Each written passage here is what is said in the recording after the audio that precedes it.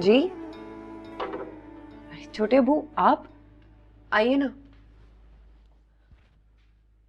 आइए बैठिए।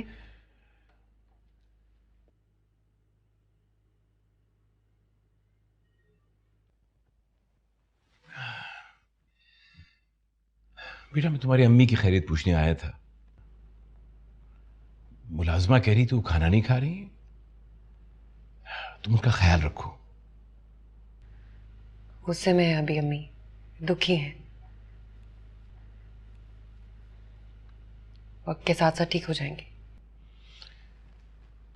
मुझे भी ये उम्मीद है। मैं तुम दोनों से बहुत शर्मिंदा हूं और तुमसे भी माफी का तलबगार हूं। कैसी बातें करे बड़े अबू, मुझसे माफी मांगने की कोई जरूरत नहीं है आपको। मैं जानती हूँ जो कुछ भी हुआ इसमें आपका कोई कसूर नहीं है। फिर भी तुम्हारे साथ तो ज्यादती हो गई ना। कोई बात नहीं छोटे अबू, ऐसा ही होना लिखा था शायद। हम कुछ भी कर लें, अपनी किस्मत और तकदीर के साथ तो नहीं लड़ सकते ना।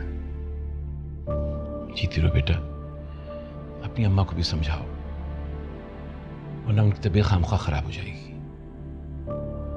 रख रही हूं मैं उनका ख्याल, ठीक हो जाएंगी।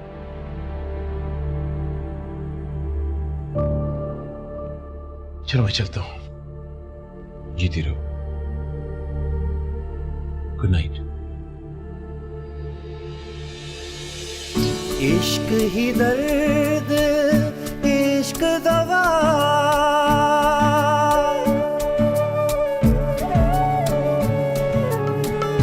इश्क ही दर्द, इश्क दवा है। जी इंशाल्लाह छोटी सी रस्म भी कर लेंगे। ये कैसे हो गया सब कुछ? मुझे तो यकीन ही नहीं आ रहा। और ये बताओ कि नूरजहां बेगम कैसे मान गई? इस बात को छोड़िए, बस इंशाल्लाह हम आपके पास आ रहे हैं। हाँ जरूर, 100,000 दफा आओ, सर आंखों पे आओ। मैं जाके जरा सबको ये खुशखबरी तो सुना दूं, मुझसे तो खुद बर्दाश्त नहीं हो रही।